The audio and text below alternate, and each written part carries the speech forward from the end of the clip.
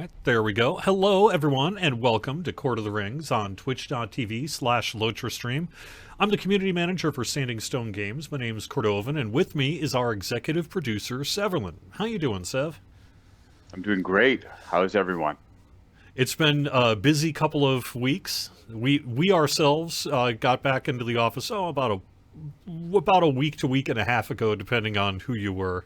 I'm more closer to a week. I think you're more a week and a half. But as it really turns out, we've been hitting the ground running this week, rolling into 2025, and we released a letter to the players in late December, right before the holiday break, where we talked some about our plans for 2025. Our lead systems designer, Orion, did the bulk of the penning of that letter, and in it included an announcement that we are bringing new 64-bit game worlds to the Lord of the Rings Online in 2025. So that's why I have Severlin on today. We're also going to do some general Q&A. I imagine most of the questions are going to be about what we're going to talk about here in just a second. But we are open to other questions throughout the show, particularly probably in the latter half of the show as we get some of the big news out about the 64-bit servers, and perhaps there will still be time to talk about some other things as well. But Yeah, why don't we start a little bit with that? So in the producer's letter, we did mention that we are bringing new 64-bit game worlds to both the United States and Europe in 2025. So let's hear a little more about that. sure. So I kind of want to go through some of our goals and such, but first I want to get right to it. We're bringing four new servers that have the same 64-bit technology as Angmar and Mordor, and we'll also have the hardware behind them that are set up in the same way to bring better performance to people. Uh, the four servers for the US and the EU, the normal servers, will be Glamdring and Orcrist. And then for the roleplay servers, we'll have for the EU, we'll have Meriadoc, and for the US, we'll have Peregrine. So we're going to have basically US and Europe will both get two servers. There'll be some roleplay. There'll be some servers that the roleplay, suggested for roleplay, and then there'll be some normal servers. And the Mordor and Angmar will stay up, and all of our current servers will also stay up. The current servers will continue to operate and work. Um, so yeah, that's basically what our plans are. Now, go ahead. Oh, I was just going to say we do have an ultimate goal that we're trying to encourage people to play on these new performance 64-bit game worlds. We do. We are Yeah. hoping that everybody finds a new home on a performance server. And in doing so, we will gently encourage them to move over. But the new servers the old servers aren't going anywhere uh, immediately. Like, we're going to be watching the number of people on those servers and probably look at them, and any that get too low will help shepherd people to a new home where they feel comfortable with. And then we'll revisit in the fall to see which servers need to be moved, which servers are staying. That kind of decision making is ahead of us. Probably late August or early September, we'll take another look to see where we are. But the current servers don't need to go anywhere. I just would feel bad if people were on them and not getting the performance of the new servers. Yeah. I think that one of the things that to understand our decision making in this, and why it might kind of seem, why are we doing it this way? I kind of want to actually talk about some constraints and some design goals so that people understand what to expect, essentially. We have four design goals and or constraints that I want to talk about that are leading us to kind of do this, if you don't mind me going through them. No, go for it. Just a quick note before you get going in chat. Due to the volume of chat that's happening in Twitch, I think I'm going to have to turn on slow mode. And that's not to restrict anyone, but that's just to kind of keep chat a little more organized, because it's frankly scrolling a little faster than I can keep up with. Okay? Yeah. Sure. Yep. All right. So the four constraints basically are, the first one, unfortunately, is budgetary. Now, the great news is the company is investing into these games.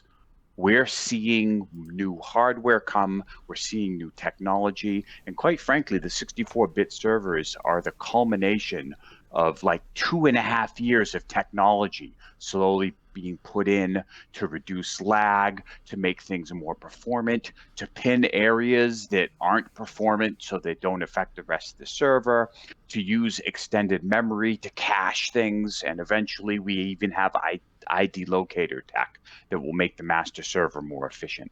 There's a lot of technology that we have kind of done. Our engineers have been really doing an awesome job. But in addition, none of that technology would work if there wasn't new hardware and extended resources for the servers to use to do that. As such, I'm super psyched that our company is investing into these games when, quite frankly, a lot of the gaming industry is sort of cutting back, and that's a good thing. But we can't just simply throw hardware into every single server. It's just a reality. Doing so would be a little bit. It wouldn't be a smart decision. So we want to be careful on how we spend to make sure that everybody has a chance, but that it's worth it. The second constraint really is that we want everyone playing together. The more people that play together, the better. And so rather than keep everyone kind of spread out on servers and have the servers feel dead, we would rather have fewer servers anyway. So even if budgetary concerns weren't an issue, I don't know that we would really want to just bring up all the servers on their own hardware. Not that we can, but we're trying to get people to be able to play together. And some of the smaller servers, people said that, they feel a little dead. So we'd rather get everybody kind of in the same place. And now that we have like this mega server technology and decent performance, we have the opportunity to do that, to consolidate the communities better. So, for people, so the next constraint is we want to be as fair as possible. Because we have the hardware, we can't just go and choose random servers to kind of bring to 64-bit. So by having fresh servers, it has some advantages. One is we can control how people come into the new servers so that they can, so everybody has a chance to get at least some of the names that they want. In terms of guild, in terms of characters, and I can talk a little bit about that process. Yeah, we're going to go into the process. We have questions in Twitch chat about, hey, what about free transfers? How's that actually going to mechanically work? We have that information for you today, and we'll get to it in just a second. We're going through. Yeah. Yep. I know you're all like, just get to it. Shut up. Jeez, he just keeps talking. Yeah, I apologize for that, but I kind of want to lay down sort of why we're doing things so it makes sense. So we want to do it fair. We want people to be able to transfer to the new servers and get the names they want. We don't want to prioritize any of the old servers by raising them above the rest. And then finally, unfortunately, there is due to a long-term kind of data issue where the European servers were not set up properly, and there would be an ID clash because they reused some of the server IDs.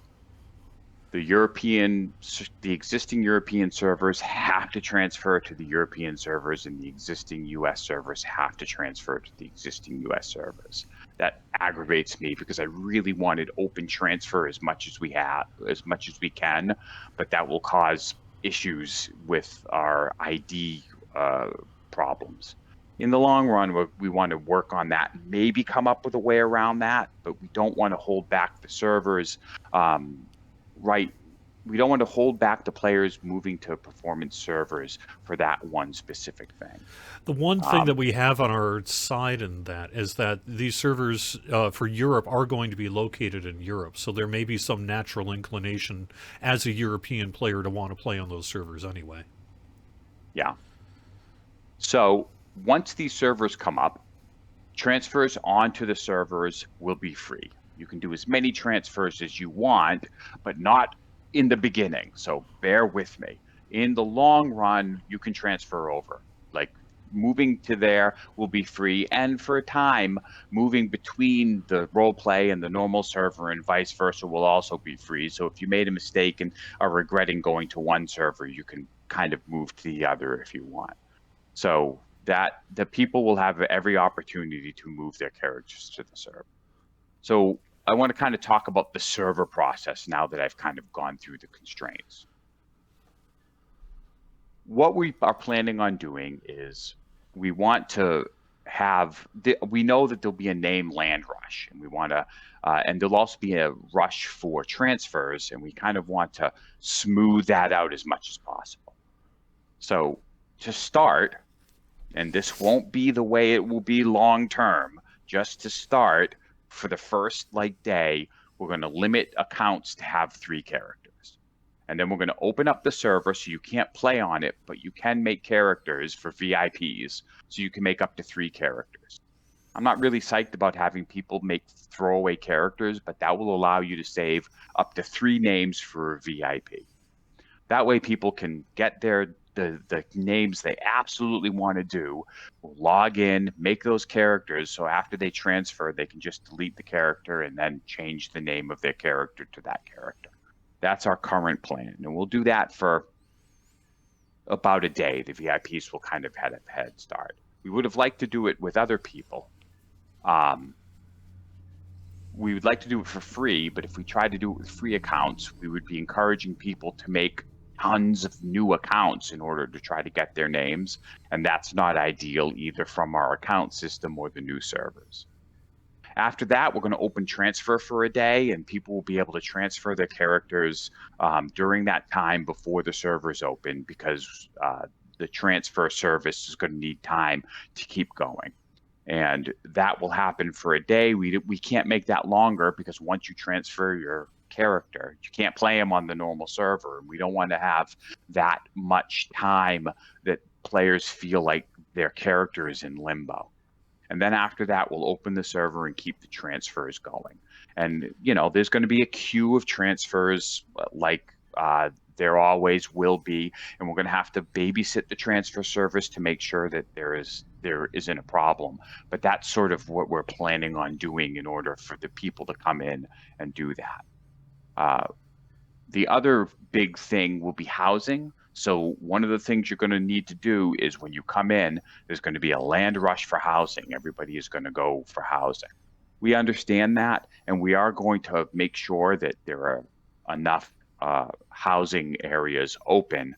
But one of the things that you may not be able to get, unless you're right on the ball, is that you may not get the exact address that you had before. I would have loved to find a way to give people the exact housing address, but we won't be able to do that because there are too many people coming in from too many different things. But hopefully you'll be able to get your house in the same areas. You'll have an address that's very similar to the one you had before. And, for the first people that come in, hopefully you'll get lucky and be able to nab your address, but I can't guarantee that you can have the same housing address. There is a little flip side on that too, which is that perhaps people who are now either joining together for the first time or moving as a group over will have an opportunity to reevaluate, whether they can get a space together and things like that too. So there's a downside to it, but also a bit of an upside depending on your particular circumstance. Yeah. So that hopefully that will happen. Hopefully people will also be polite.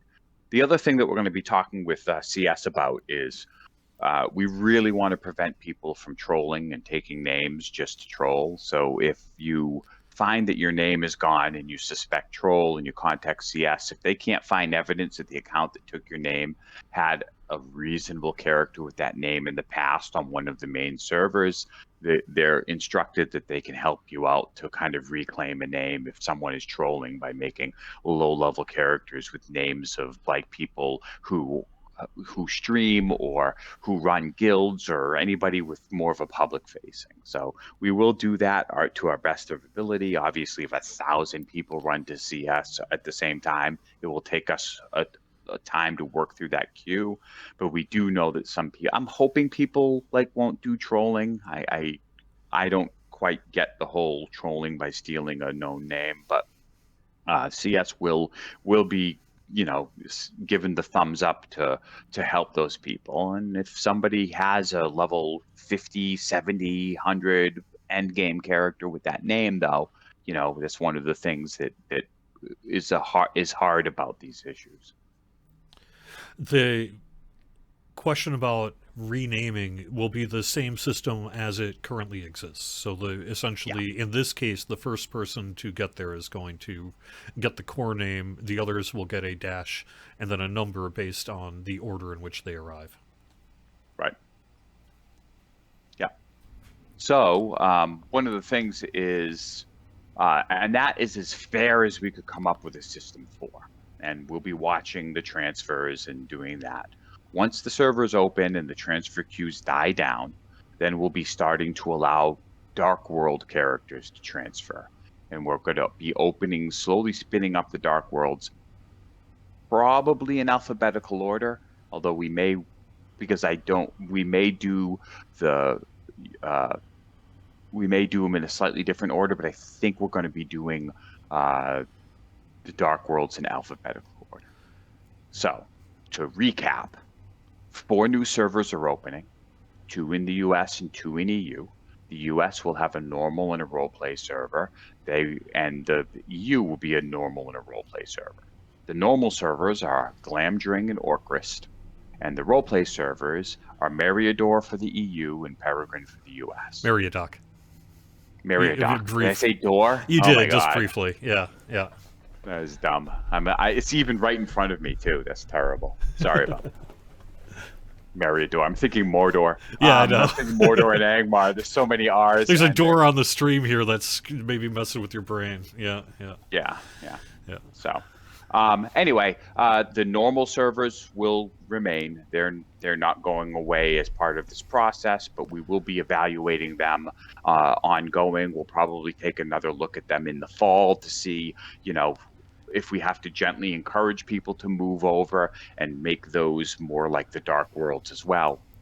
For the normal Dark Worlds that we're bringing up, though, you'll only have a certain amount of time. They will not be around forever. So we'll open up all the Dark Worlds so you can scoot off your characters in case you didn't have a chance, because when we changed back-end technologies, it kind of broke them. And it's taken a long time to fix them because of, I don't want to go into the technical reasons, and you'll be able to do that, but they won't be around forever. We'll give you as much time as we can, but eventually those Dark Worlds will also go away. So make sure that you get them. So make sure you get your characters off there. And if you have people that, haven't played and might have old characters and they want to do that, then you'll want to make sure that they jump on that opportunity, because it won't be there forever. The normal servers will stay around longer in terms of that. And if they stay populated, then I will evaluate based on the populations when fall comes and then the spring after that. All right. There's a lot of questions we're going to get to here, but let me start with one that I know is pretty top on the list that we heard on the forums and elsewhere, and that is, what's the plan for Angmar and Mordor? Oh, Angmar and Mordor will continue. They will act as VIP servers. They will continue on their way. They're not going to be touched. They're already on the technology. So obviously we don't want to move them. Also, Mordor and Angmar have additional danger with things that hunt you in the night, and so those will continue on their way. They won't be affected by this plan. And the Veil of the Nine mechanic, which is the Ring Wraith and such mechanic you're talking about, is not intended to come to these new worlds. This is for these Veil of the Nine worlds. The Veil of the Nine worlds will remain as Angmar and Mordor. The new worlds will be more traditional servers. We don't want to force players to...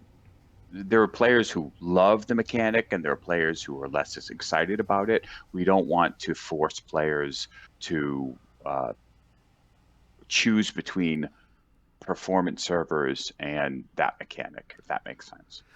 I keep seeing in chat, and I know we've mentioned this, but let me just kind of say it clear with the region as well. We are looking at Glamdring US server, Orcrist EU server, Meriadoc, the EU role-playing server, and Peregrine, the US role-playing server. Yeah. Yeah.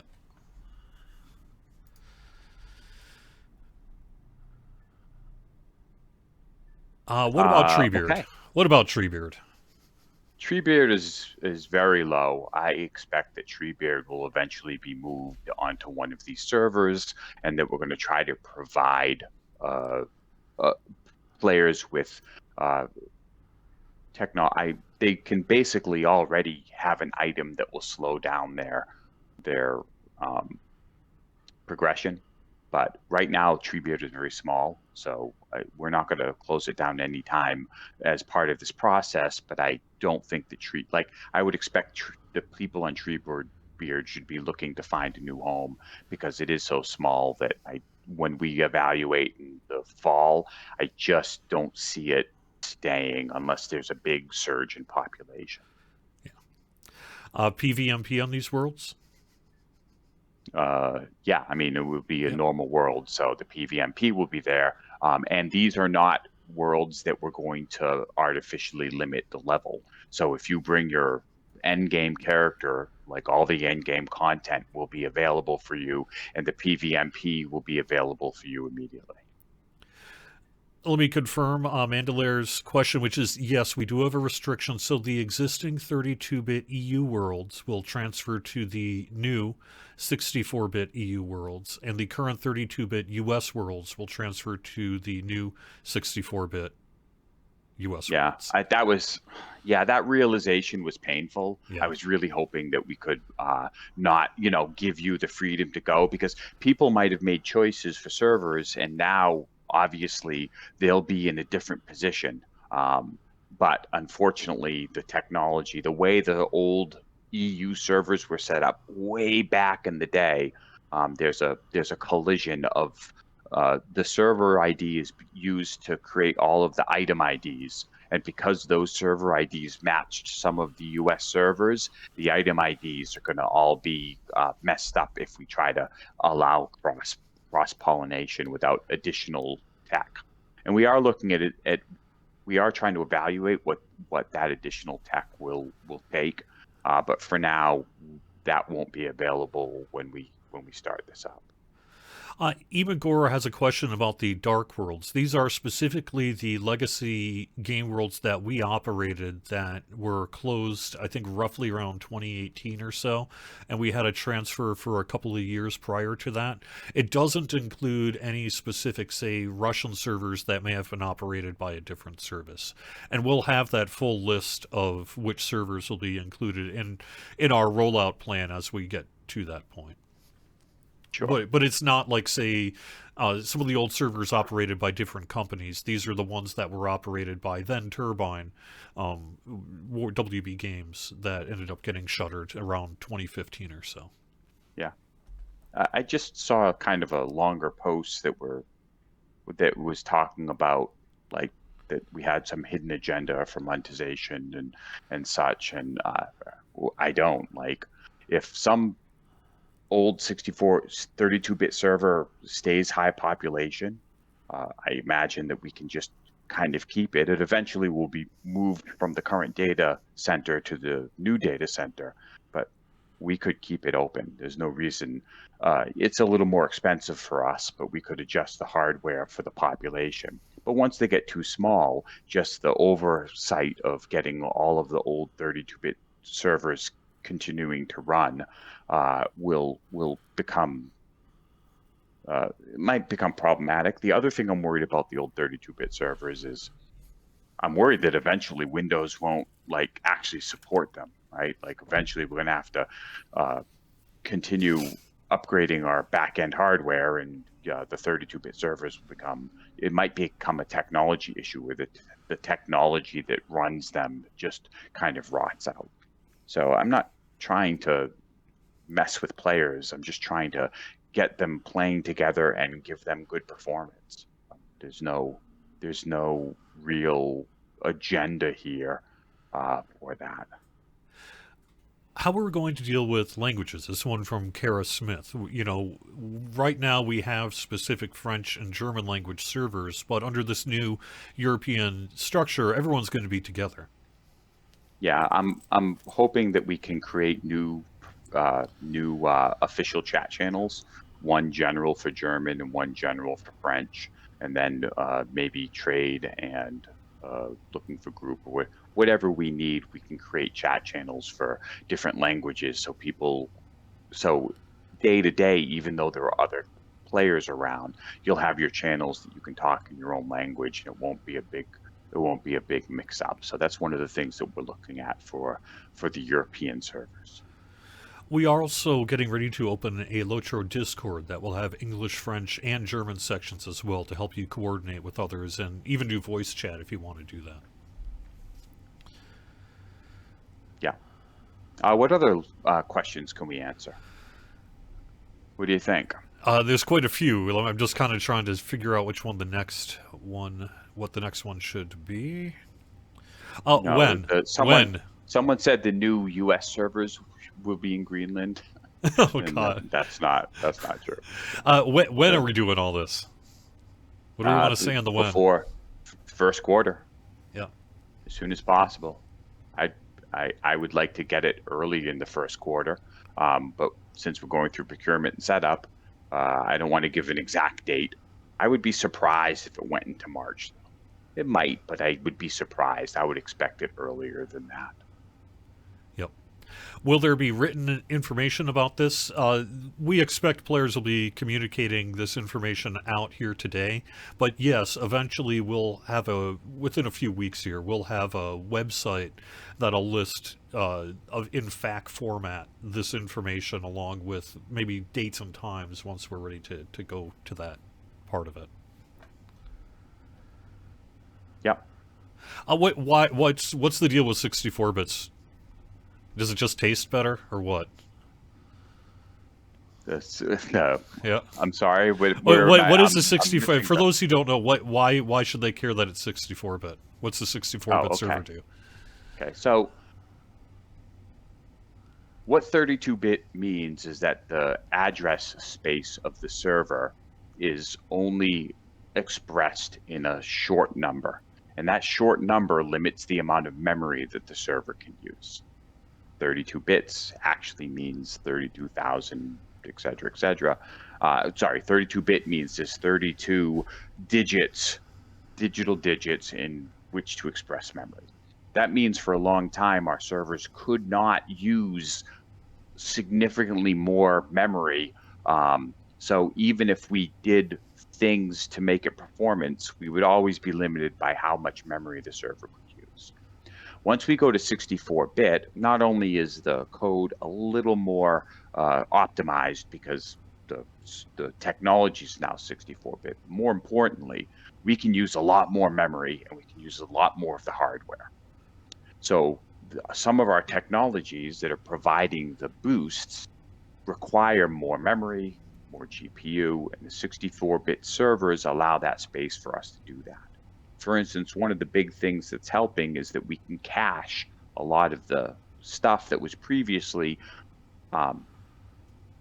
read in from disk every time something happened on that server. A new character would go to that server and there was something that wasn't loading the disk, it would have to hit the disk. A new monster that wasn't preloaded, it would have to go to disk. Now all of that can already be in memory, and so when you go in, you don't have to do that disk, or worse, swap out some of the memory so you have room to move it in. In addition, we can take problematic areas, like I'm sure that everybody is aware by now that Minas Tirith lags. And what we've done on the servers is we take Minas Tirith and we pin it to a specific server.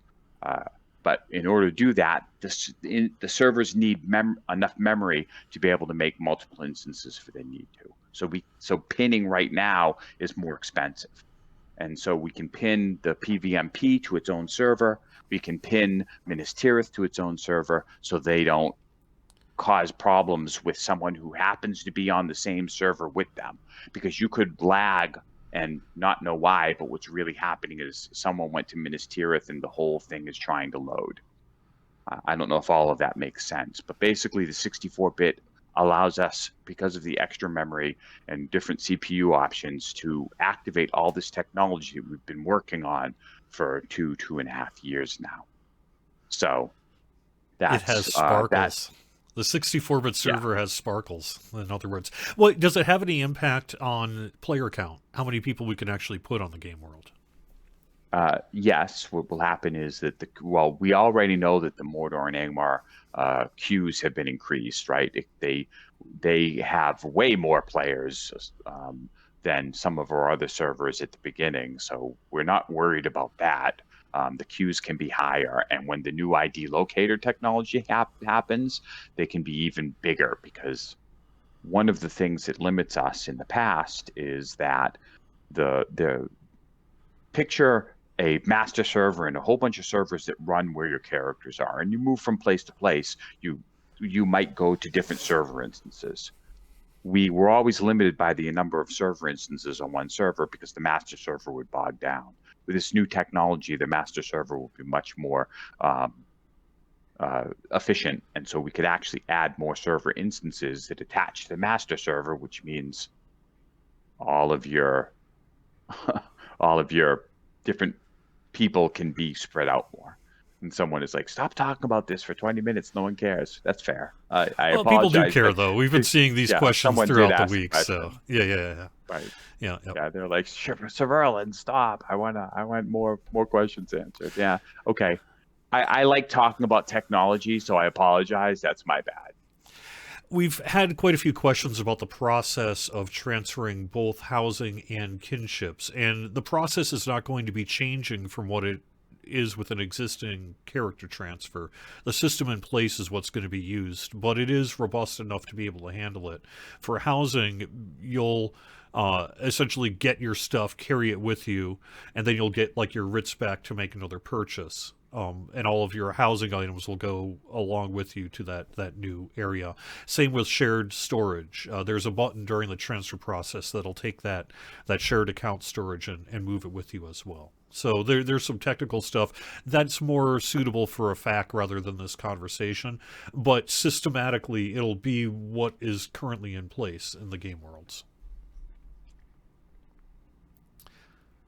So on day one, you can quote only make new characters. No, maybe the question was No, really about that that's transfer process, right?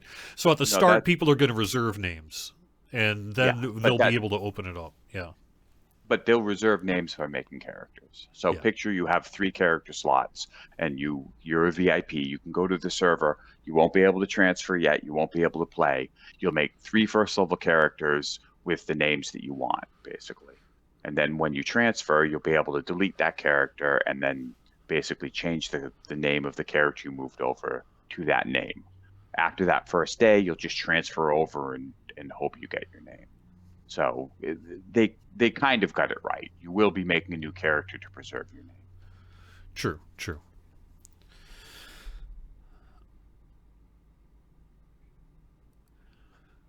We have so much chat. I'm trying to find stuff that I can Yeah. answer. All right. If TB could shut down in the fall, are we going to be able to move to any server or only the USA ones?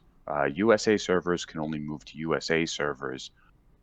I hate that but unfortunately, the technology, the old servers have characters from the old European servers, and they were set up with some of the same IDs as our US servers, and that causes problems. So I'd love. I Go ahead. think though, specifically as it regards Treebeard, because it was a fresh start 64 or fresh start server, I think the answer is it won't lock in your EU or US designation until you transfer to an ES or EU world.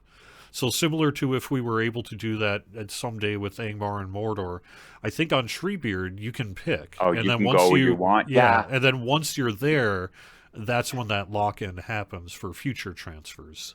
But that yeah. If initial the one is idea of open. tree board, yeah, Yeah, I think you're right. We made the good decision that Treebird Beard has an ID that's outside any of those servers, which means that hopefully you can transfer where you want. Someone's asking, is there a limit on character transfers? I've got almost 50 characters in Arkenstone alone. Can they Uh, transfer all 50 over? sure, eventually. Like at first, the transfer, you know, so VIPs will be able to make 3 characters.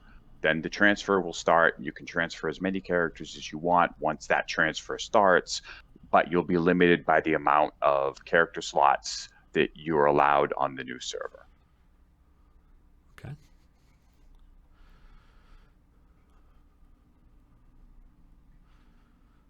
Yes, VIP members will get the 1 day advantage of the name reserving. You'll be able to reserve up to 3 names. We're going to make everyone, we're going to set the server to maximize 3 character slots. VIP members will be able to log in and make their characters up to 3. And then then once we open transfers, the other character slots will open and people can transfer. Yep. I was trying to look up some. There's another question on the Dark Worlds. I believe that the Dark Worlds does not include Anor or Ithil. Those were not part of that project. Those are more recent, and I believe that those are now permanently closed. This would not include those game worlds. Yes, that is correct.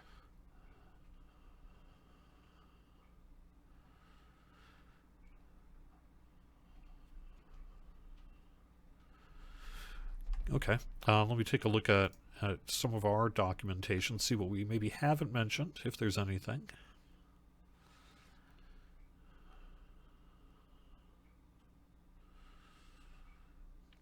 All right, so going through some of the questions as they're banging by. If they're in VIP name conflicts, then and you reserve a name, but someone else reserved it for you, and they legitimately have a character on the server, then you're going to have to find another name.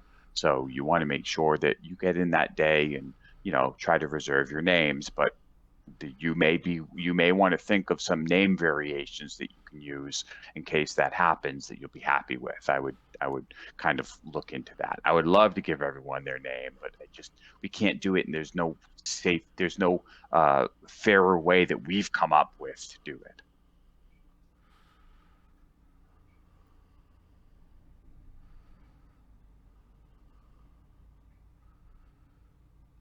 Can they transfer 32 characters the same day? Yes, you can transfer once the transfer opens, you can transfer your characters, but I would prioritize the ones where you care the most about the names, because there's going to be a rush of the transfer system, and you can expect like the transfer system will get backed up. We may have to restart it because there's going to be a big rush on it a couple times.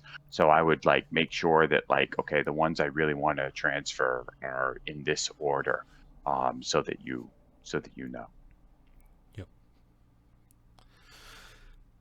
Yep. Just to reiterate the time frame, we are looking at Q1. We'll probably have more information in the coming weeks about it, but we're on a pretty accelerated timeline here, which is part of the reason why we wanted to get this out there in December. So, yep. I'll look for the suggestion about naming, but if it requires new technology, I may not be able to do that. Someone else asked if they can transfer their kinship. Yes, you can transfer your kinship just like you can when you transfer from one server to another. The kinship transfer can happen from one server to another now. So the leader basically transfers the kinship now, and the housing stuff turns to writs. And then all your housing items basically you can save. So how that works now is how it will work in this. Question about the legendary item reward track. That is not preserved through a transfer, and these new worlds will have the current legendary item reward track when they debut. So whatever is on the other game worlds will be what's on these ones. But you aren't going to keep your progress when you transfer. That'll stay on that server at its current state for either the rest of your stuff or whatever. So, but that doesn't carry over. So.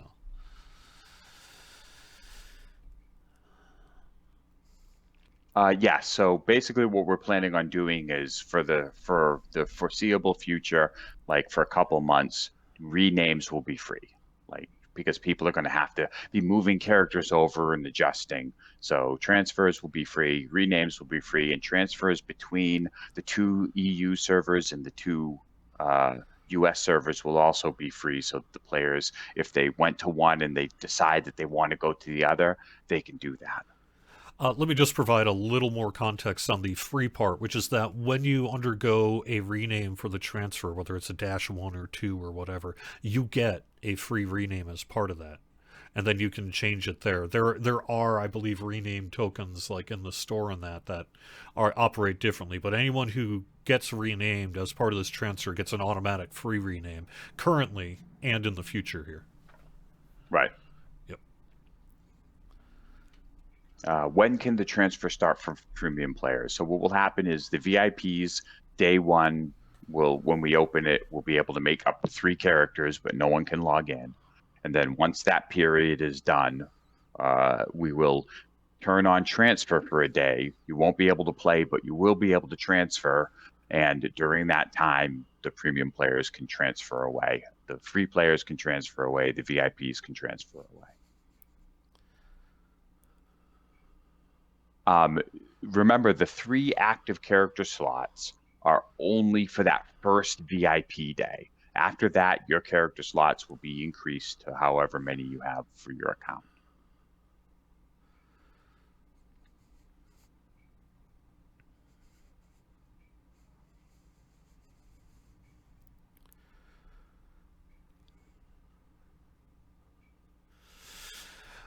When you transfer, does wardrobe shared storage items transfer with them? The questing dad asks. There is a button as part of the transfer process to include shared item storage. So it's an opt-in. You transfer over your shared storage when you want to. It's separate from the character itself. So generally people will do both when they transfer if relevant, but you don't have to. If you just want to keep the shared storage on your on your current server until it's in whatever state you want it to be in, and then transfer it over, you can do that. I don't know whether you can transfer creeps. I apologize. I don't have that answer, and I don't want to miss. I'll look into that. Ideally, we'd like to allow you to transfer creeps. I just don't know the technology can happen, and we wouldn't allow the transfer of creeps.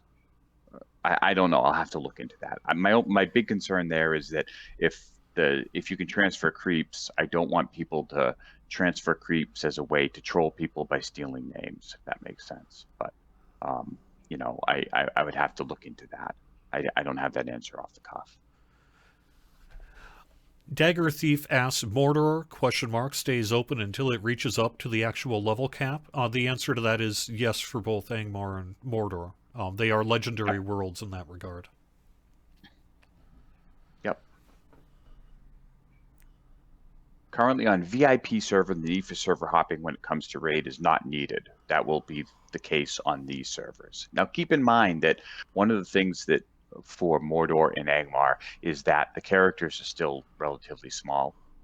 So one of the things we will have to watch for when we open this is, how do the larger characters affect the server, and to see, I don't expect there'll be a problem because the caching technology should help that.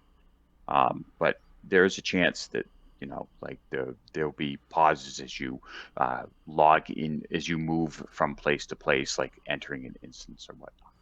The other thing is the servers, the 64-bit technology is pretty slick, but it does not somehow forgive all of the instances that maybe our designers didn't quite understand how to do things. And there are instances in raids out there that really hacked the server because of how they were designed over the years. There's just certain and the 64-bit servers, as on Mordor and Angmar, are not going to just forgive all of the content issues. So you may still see specific content that's a little laggy, but we will get to that because all of the noise of the normal lag that we saw previously will be gone, and we'll be able to focus in. Malice Moose asks, can you move characters from more than one server? Yes. Once the free transfers are open to just transfer to the new server. You can transfer as many characters from as many servers as you want to. The only limit you'll face is whatever your current active character account limit is on a per world Right. basis. And even then, you'll if you go over, you just pick which ones you're going to play. Is how that works. Yeah. So I I'll think, talk to the team. yeah. I'll talk to the team about like part of this process. Maybe we need to give them some extra character slots. I don't know if we have the tech to do that on a large scale, but let's see. PVMP will be open on these. Like I said, these new servers are not legendary worlds, which means they are not starting at low level. They will be open all the way up like the normal worlds, and PVMP will be enabled on them.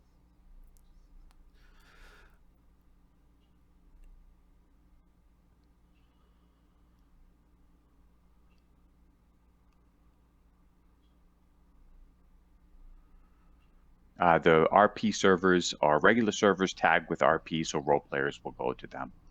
I would also imagine that if they have time, customer service can address egregious things on there, but the customer service will have to get through account and player problem queues before they go to the RP things to deal with egregious ones. So please don't break my customer service people. They're awesome and they try their hardest for you. I think in regards to the RP servers, one of the conflicts that occasionally rises is an issue with character names. And we're not going to require that character names be RP appropriate on the RP servers. I don't think. At least we typically haven't, at least for many years now on our 32-bit worlds. And I would imagine that would be the same policy moving forward, which is that, you know,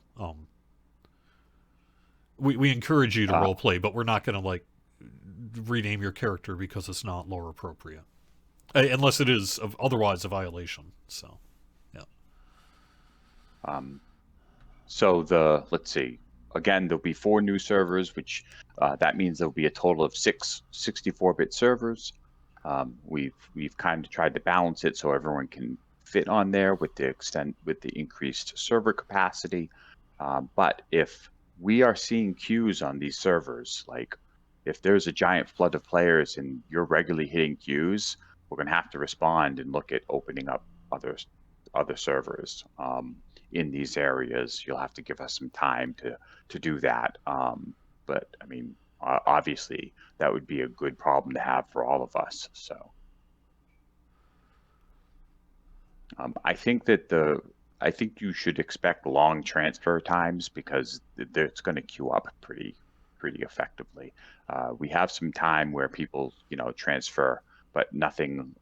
We have times how long it takes for people to transfer, but there's been nothing at this scale for a long time. So you should kind of expect that during the time you're transferring and the server isn't open, you're going to have to kind of try and get through.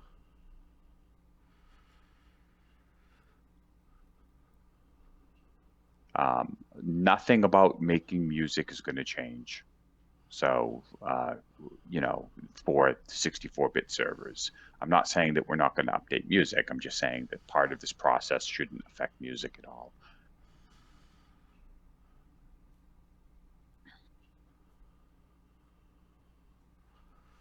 Is it possible to just make a move everything button?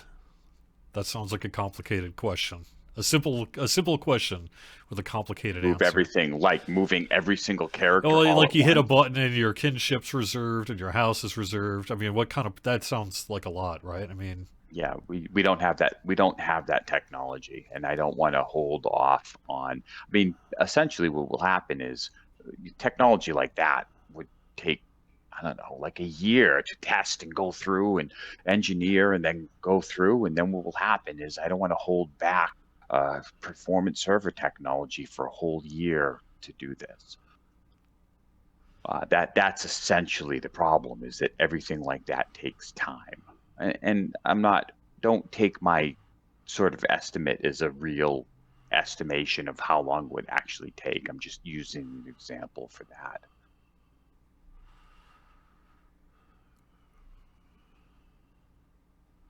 Yes, there will be a weekly restart for the new servers, just like there are for Mordor and Angmar. If we did So if we tried to transfer the whole Evernight to the EU data center, there are other EU servers that would then it would be unfair to the other EU servers that may want to reserve their names, or even the Dark Worlds transfers. So that really kind of wouldn't be fair. And the other thing is, we've had a lot of players play these games, and we don't want to transfer like 1 million characters into the new databases for performance reasons. We want to transfer the characters that are actually played. One of the nice things about this is it will free up names. There will be names of players that haven't played for, 2 decades, Yeah, and those names will get freed up. So there may be names that you always wanted that you'll be able to get now. very much so. I mean, we're literally talking millions of names that have essentially been, stuck in limbo for a pretty long Yeah. time. So, We're limiting the VIP thing to 3 characters so that people don't just sit on names. Like, you're going to have to make a hard decision about which of the 3 names is, most important, because we want to be as fair as possible. I know limiting to 3 characters sounds painful for you people with a lot of alts, and I apologize for that. I would love everyone to get their names, but for now, I think that seemed to be the fairest way of going about it, to you know so that to maximize the chance that when you pick your 3 VIP names, that you really will get them. Because if we just let everybody do as many VIP names as they wanted, I'm just worried that like people would miss out. I think there's an understanding that names are going to be generally they're one of the more anxiety-inducing parts of any kind of thing like this, because you feel very strongly probably about your particular character names, and there may also be someone on another world with that same name who feels just as strongly that it's theirs. Right. And trying to be as fair and equitable as you can be with that is not an easy task. It really isn't. It gets complicated real quick. So. Yeah. But they're going to do their best that they can to make sure that you get the chance to get what you want. And then if someone, and this is particularly the case for known names, people who are well known on the forums, Twitch, YouTube, that kind of thing, we're going to work to make sure that someone's not just yoinking their name to be a jerk. Right. Yeah, we definitely want to jump on trolling stuff. Like, if someone is taking your name to troll you, like we'll have, and you contact CS, CS will have the capability to do that. Just CS, we have a limited amount of people, and it may take a while for them to get your ticket. Once this happens, we expect also be patient, because we expect that the number of tickets to CS will increase dramatically, and so it's going to take them a while to sort of keep keep that. Uh, I'm seeing some questions about the Mordor server. There are no plans to close Mordor or Angmar. If anyone kind of misinterpreted or if we misspoke, I just want to clear that up. Mordor and Angmar are Yeah. going to keep going for a long time to come here. Eventually, they will be treated like the other legendary game worlds when they reach the current game level cap. But there's no actual plan to do anything other than what was initially announced and how we usually operate for these game worlds. Right.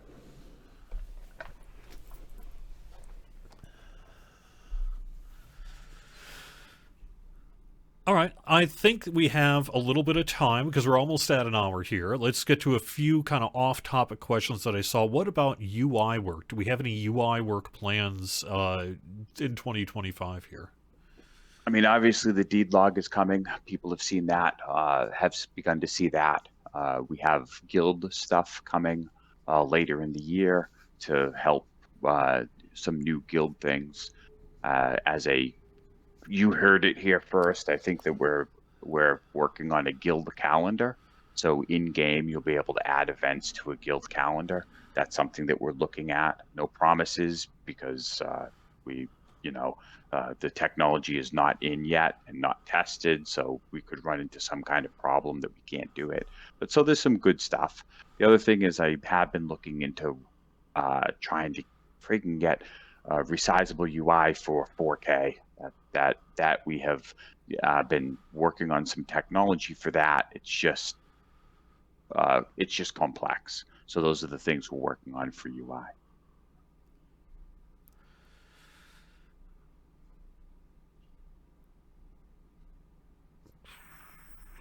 Any other questions you see? Uh, we already discussed plans for the Locher music system. Nothing specific for this update here. I don't know what you mean about how many years we're planning to do this. I think eventually there may come a time where these free transfers would need to be announced and no longer be available. But I don't think there's an immediate date to announce in terms of when that might happen, right? The plan is for the foreseeable future here, for a little while anyway. We're going to be just leaving it open and free. Yeah, we want you to transfer. We don't want to put in a barrier for you to transfer from the old 32-bit servers to the new ones. So turning on a paid transfer, going from a 32 to a 64 makes no sense. What's the deal with the High Elf update? Where are we sitting on that? The High Elf update and more Elf updates are coming with the next update, which is beginning of February, second week of February, I believe, is when we're planning on that. I know that there's a lot of suggestions on the forums for the elves that are still going. There's some of that is going to happen in the high elves. We know that there was a couple of weirdness things when we moved over, so hopefully all of that will be shored up, and that the high elf update is coming sometime early to mid-February. I don't know that it's. I don't think it's in it for this, but we have tentatively set our first update 43 Bull Roarer tentatively for next week. I think there's a plan to try to do that next week. So we'll have more information on the forums about that, but we should be real close to starting to see update 43 roll out to our preview world and things like that. The new US servers are in Las Vegas. The new EU servers, so basically they're and then the new EU servers are in the same place as Mortar. Yep. One of the reasons that we made sure we did EU servers is that the EU players will lose ping because they'll have to jump to the East Coast and then over to Las Vegas. We wanted to make sure our EU players had local servers. On the other hand, our Pacific Rim players will see better because they won't have to jump from West Coast over to East Coast. So they should see better ping if they go to a US server. I see a question about changing the name of your kinship post-transfer, and let me kind of clarify that. The way our kinship transfer process works is you will basically disband the kinship and then recreate it on the new game world. So there's no rename, there's just name. You'll go to the new world and then you'll pick the name, presumably the one you just had, and deal with it that way.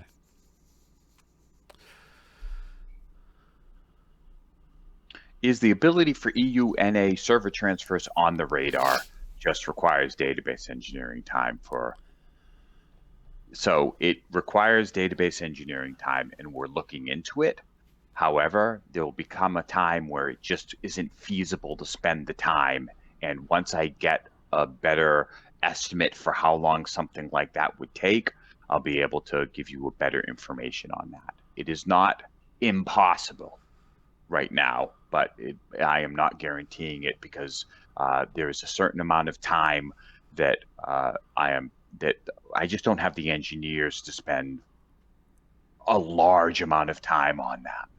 I would love to, because I was kind of sad that we couldn't have people be able to transfer where they wanted. Yeah.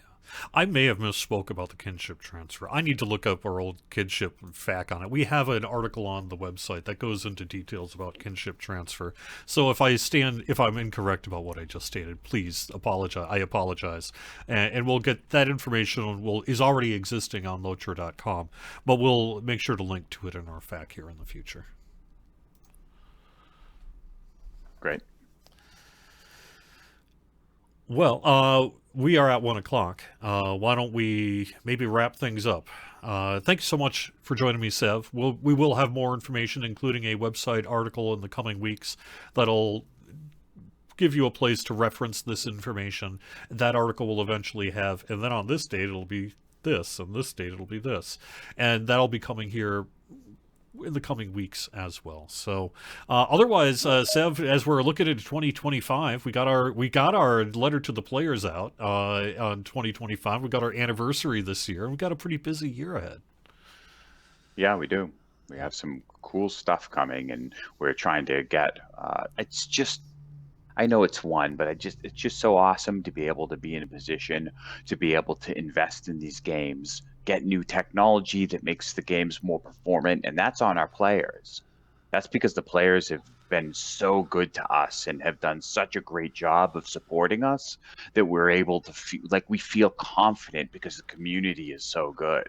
Like, I can't tell you how privileged I am to just have the players, uh, playing the game and so excited about it that we can go and invest into the game and bring new technology that brings more performance servers. Because I know that one of the things that both games had where they were like, the lag is just it we can you do something about that? And we've been working on lag for like 2.5 years, and I'm hoping that seeing all this technology kind of coming online is exciting to the players as it is to me. I wanted to just mention two quick calendar notes that I normally do in my news section before we next meet, and that is next Wednesday, the Forester crafting event returns to the game. So that's on the 15th of every month, so that's next Wednesday. But probably most importantly is this is your final weekend to get your leading the charge deeds for the Ikerban instances. So if you don't have your leading the charge deed yet, this is your weekend to do it. That rolls until, I believe, 3 a.m. Eastern on Wednesday, so really through Tuesday of next week to get those leading the charge deeds. And that's really all I've got on the short-term calendar. So thanks again, Seth, for joining me here. Thank you, everyone, for watching. This video goes up on YouTube. If you're watching this on YouTube, thank you so much.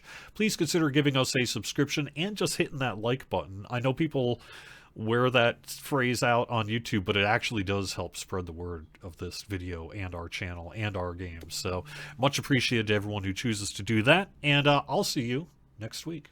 Have fun, everyone.